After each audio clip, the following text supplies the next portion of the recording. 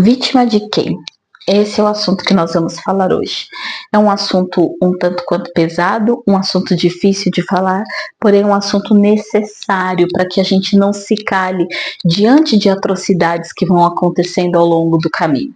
Nós vamos tratar aqui sobre uma vítima de estupro que eu tive a oportunidade de acompanhar o processo desde o primeiro dia até o dia em que o juiz prolatou a sentença. E algumas coisas, algumas anomalias aconteceram ao longo do processo que foram me fazendo levantar diversas perguntas. E hoje, claro, com autorização da vítima, que é a personagem principal dessa história, eu estou gravando esse bate-papo aqui com vocês. Então, eu vou narrar o fato e depois nós vamos fazer algumas reflexões importantes. Primeira coisa é que essa pessoa, ela foi violentada por um familiar, alguém que frequentava a casa dela e que eles tinham o hábito de saírem juntos, beberem juntos e ficarem juntos. Porém, eram familiares, eram amigos. Eles nunca tiveram qualquer envolvimento emocional ou físico como homem e mulher. E no decorrer do acontecido, ele embebedou ela um pouco a mais do que deveria, e quando ela acordou, o ato já tinha ocorrido.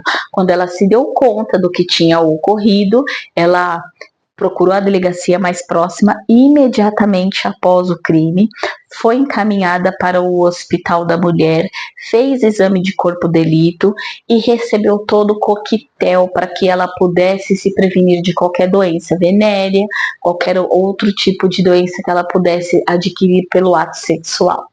Quando terminou todo esse processo, ela resolveu dar continuidade e ter coragem em buscar os direitos.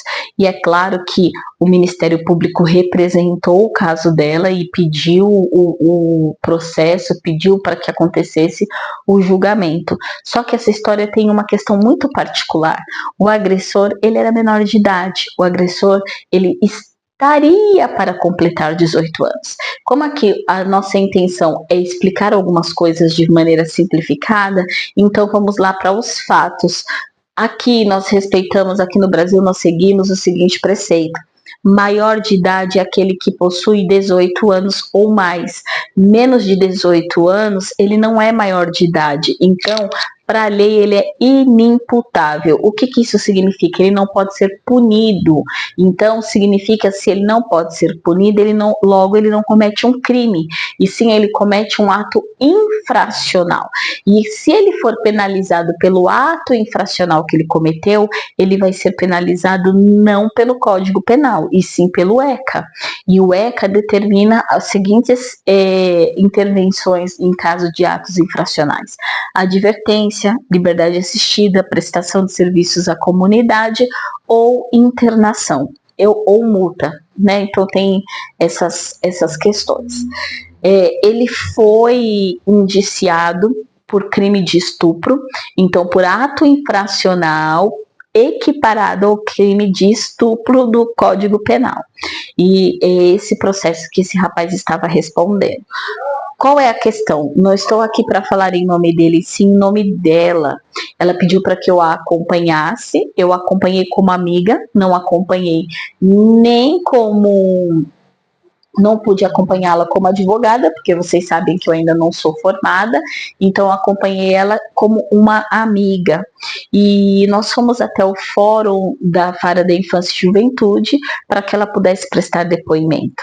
Só que as violências emocionais ao longo do processo, elas começam por aí. A primeira violência foi o próprio ato. A segunda violência foi o ato feito por alguém que era de confiança da vítima. A terceira violência foi a implantação do pensamento pessoal de um servidor público, impondo dentro do seu trabalho e com a liberdade que tinha de trabalho os seus próprios pensamentos. Vocês vão entender o que eu vou explicar aqui, né? eu quero deixar bem claro que todas as atitudes que foram tomadas por essa pessoa que eu vou citar, mas não vou citar o nome, e eu tenho certeza que ela não fala em nome do judiciário, e sim em nome de seus próprios pensamentos. E a gente precisa entender que em todo lugar existem pessoas com ideologias, e se nós não tivermos firmeza e certeza daquilo que nós queremos, talvez nós possamos ser deixadas a levar a pensar ou a decidir pela ideologia do outro, que não tem nada a ver com a nossa. Então, essa é a importância de termos coragem, nos apoiarmos em rede de apoio e seguirmos dentro daquilo que a gente acredita. Então, a vítima foi assistida por uma psicóloga na vara da infância e juventude. Eu não pude entrar na sala porque eu não era nem advogada e nem familiar. Eu apenas era uma amiga que estava acompanhando. No final da consulta, ela pediu para que eu entrasse na sala e eu fiquei incrédula com a conversa que eu estava ouvindo, e aquilo começou a me incomodar muito e eu entendi que eu não deveria me calar, eu não poderia me calar diante da violência emocional que essa pessoa estava sofrendo dentro daquela sala. Por quê? Porque a psicóloga havia orientado que ela não precisava participar da audiência especial. O que é a audiência especial? A audiência especial, no caso do estupro, ela serve para poupar a vítima de maiores danos emocionais, porque o dano já aconteceu. Mas durante um processo, durante uma audiência, talvez essa audiência precise ser adiada, talvez ela precise ser jogada para outro dia, depoimentos precisam serem ouvidos novamente. Então, para não fazer com que a vítima fique revivendo um momento, toda vez que a audiência for adiada ou que ela precisar fazer qualquer coisa, existe a audiência especial, né, que é o testemunho especial.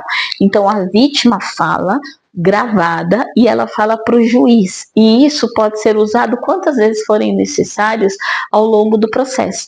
E nada mais estava acontecendo dentro daquela sala é que a psicóloga estava orientando a vítima de que ela não deveria prestar a audiência especial, comparecer à audiência especial. Se ela não quisesse, era melhor ela não ir, para ela não sofrer. E aí, eu ouvindo aquilo, eu fiquei pensando assim, mas ela está sendo vítima de novo, agora vítima da falta de comunicação, porque conhecimento liberta. Ela tem o direito de tomar a decisão baseada no conhecimento que ela tem, não na informação pela metade que ela recebeu. E foi quando eu perguntei para a psicóloga, eu falei, a senhora já explicou para ela quais são as consequências de ela não participar de uma desse testemunho, de ela não dar o testemunho? E a psicóloga falou, não precisa explicar, o que ela precisa saber é que ela não precisa vir se ela não quiser. E eu deixei muito claro para a psicóloga que era a obrigação dela dizer quais eram as consequências do ato de não comparecer. Então, uma vez que ela está sugerindo que ela não vá pensando no bem-estar emocional dela, ela tem que dizer o que iria acontecer. E o que iria acontecer ali? Apenas o réu teria direito de fala. Ela não comparecendo na audiência especial para testemunhar o que aconteceu, o juiz só teria os fatos pela visão do réu e pelo que saísse no corpo do delito. Mas ninguém melhor do que a própria vítima para narrar os fatos para o juiz, né? Ainda mais no caso de estupro, que a narrativa da vítima ela é de suma importância, às vezes até mais importante do que as provas, porque foi ela quem sofreu o ato, né? E continua, essa psicóloga ainda disse para ela assim, que ela não deveria se preocupar tanto, porque ela deveria sair dali preparada para saber que não iria acontecer nada com o menor, porque o nosso sistema judiciário é machista e o juiz do caso dela era um homem. Então, por causa disso, talvez ele não fosse penalizado. Uma psicóloga representando o sistema judiciário, mas eu tenho certeza que ela não fala em nome do judiciário, ela fala em nome das suas próprias ideologias. E mais uma vez nós precisamos interferir e deixar claro para ela que não cabia opinião pessoal dela naquela conversa, que cumpria ela a obrigação da profissão dela, que era orientar a vítima, né? E e que deixássemos para que o curso do processo mostrasse o que a lei iria decidir e não que a opinião pessoal dela interferisse para que isso acontecesse, né? É muito difícil de ouvir essas coisas. E para piorar, ela consegue dizer para a vítima que o estuprador fez isso por um ato de amor, que o estuprador fez aquilo porque sentiu desejo e amor nela. E por ele ser uma criança de 17 anos, ele não conseguiu controlar o seu instinto e por isso ele fez aquilo. Então essa moça, ela foi vitimizada de todas as formas que ela poderia ser, fisicamente, emocionalmente, socialmente, né? Então, a beleza, se é que existe beleza nessa história, foi o fato dela ter a coragem de dizer: eu venho na audiência especial, eu vou falar diante do juiz o que aconteceu e eu não vou me calar. E eu não vou aceitar que você coloque dentro de mim uma mentira, porque isso não foi um ato de amor, isso foi um ato de violência. O papo que eu quero ter com vocês aqui hoje é que nós devemos ter a coragem para enfrentar os nossos fantasmas, para enfrentar os nossos medos. Nós não devemos nos punir, nós não devemos nos prender e nós não devemos nos calar quando nós estamos numa posição de vítima, porque pior do que ser vítima é ser vítima de nós mesmas, né? Infelizmente, a falta de conhecimento que impera no país em que a gente mora, infelizmente, vivemos numa sociedade em que ela está criando muitos analfabetos funcionais, pessoas que não foram ensinadas a pensar e ensinadas a se posicionar. E por causa disso, qualquer mentira se torna uma verdade. E esse caso prova que não é bem assim. Quando a vítima precisou, ela teve apoio, ela recebeu apoio da delegacia, ela foi atendida prontamente na delegacia, ela foi tratada com dignidade dentro da delegacia pelo delegado, ela foi para o hospital e assim que ela chegou em casa, ela teve toda a rede de apoio da UBS mais próxima da residência dela. Ela foi atendida pelo psiquiatra, pelo psicólogo, pelo assistente social. Então isso mostra que o sistema, quando utilizado da forma correta e quando ele é representado por pessoas idôneas, nós podemos minimizar o dano. Mas também mostra que existem pessoas que têm as suas próprias ideologias e que estão dentro do sistema. E isso vai acontecer. O que não pode é que isso te paralise. Se você está passando por algum problema desse, busque ajuda, porque no final desse processo, aquele juiz que aquela psicóloga disse que era machista, ele prolatou a sentença e na sentença dele, ele condena o réu. E na sentença desse juiz, ele deixa muito claro que o depoimento do réu não convence ele, que o depoimento do réu não é objetivo e que o depoimento do réu é mentiroso, porque fica muito claro que ele muda a história toda hora e coloca a culpa na própria vítima pelo que aconteceu. E o juiz, ao prolatar a sentença, ele afirma categoricamente que o depoimento da vítima foi preciso, foi concreto, foi conciso e foi verdadeiro, e que não havia fato ou prova que pudesse dizer o contrário do que aquela moça falou. Então olha que coragem que essa menina teve de ir lá e falar o que aconteceu com ela e dizer: eu quero justiça. A fala dela foi o que fez, foi o que convenceu o juiz que aquele crime aconteceu de fato. Se ela tivesse se calado por conta de um representante que carrega sua ideologia dentro do sistema, ela estaria sofrendo duas vezes, pelo ato e pela impunidade que o agressor estaria vivenciando nos dias de hoje. Mas hoje ela infelizmente vai sofrer, mas vai sofrer pelo o ato da agressão e não pela impunidade, porque ficou claro que existe sim processos e justiça quando você busca e quando você insiste e quando você não se cala.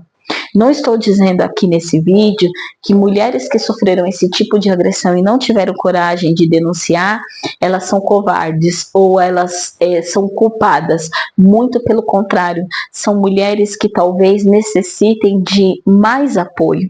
São mulheres que talvez, como essa vítima, que teve o apoio da família, teve o apoio de amigos, teve o apoio da justiça, ela conseguiu falar e buscar justiça para o que aconteceu com ela.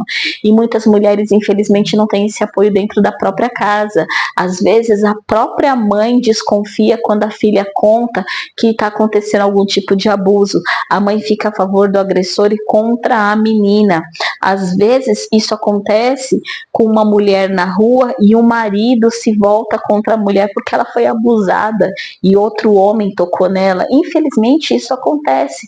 Então, talvez mulheres que não consigam denunciar, elas não conseguem denunciar não porque elas não têm coragem, muito pelo contrário, porque só o fato de permanecerem vivas, só o fato de permanecerem lutando, isso mostra que elas são mais corajosas do que um batalhão, mas talvez elas precisem de mais rede de apoio. Busquem rede de apoio, busquem amigos, busquem familiares, busquem pessoas de confiança e acreditem sim na justiça. Existe justiça, existe lei. Talvez as leis não sejam exatamente o que a gente queria que fosse, mas o juiz ele só pode aplicar a lei. Né? O que eu sempre falo para quando eu vou fazer, eu faço bastante palestra na escola e eu gosto sempre de reforçar. Nós reclamamos da lei, mas não é o juiz que faz a lei. Quem faz a lei é o vereador e o deputado, o senador que você vota e que você escolhe. Então, se você não está contente com a lei que vigora hoje para te proteger, é porque você colocou aquela pessoa lá para criar a lei, porque quem cria a lei é o legislativo, o judiciário apenas aplica a lei que foi criada. Então, olha quanta coisa para se refletir aqui, né? Quem eu estou votando, como está o meu voto, quem eu estou colocando lá para me defender. Se eu não concordo que o menor de idade seja inimputável, eu vou votar em quem? Quem é que tem o poder de modificar isso? Quem tem o poder de modificar a maioridade penal? É o juiz? Não, o juiz só aplica a lei, ele não faz a lei. Aquele que faz não pode aplicar, aquele que aplica não pode fazer, porque senão não teria equilíbrio.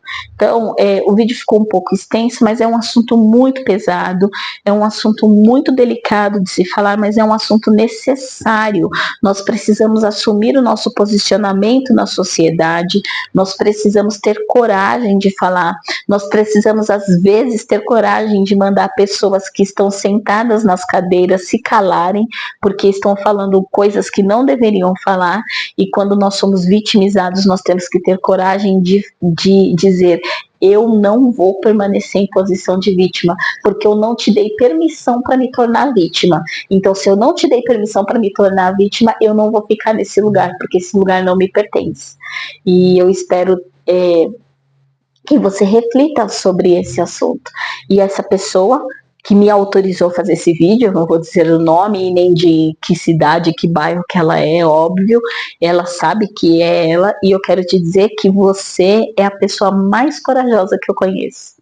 Eu quero dizer para você que eu sou sua fã e que você é corajosa, que você é forte e que você ainda vai alcançar coisas inimagináveis com essa força que você tem aí dentro de você, e que você tem uma família maravilhosa, que se você passou por isso, primeiramente foi porque Deus permitiu, e Deus permitiu o cuidado com você ao longo de tudo que estava acontecendo, porque você foi corajosa e porque a sua família esteve ao seu lado. Então, todo o mérito de sair da posição de vítima e não ficar ali é seu. Levanta a cabeça, continua e sempre se lembre: eu passei por isso e saí da posição de vítima. Eu consigo qualquer coisa na minha vida. Parabéns, eu sou sua fã.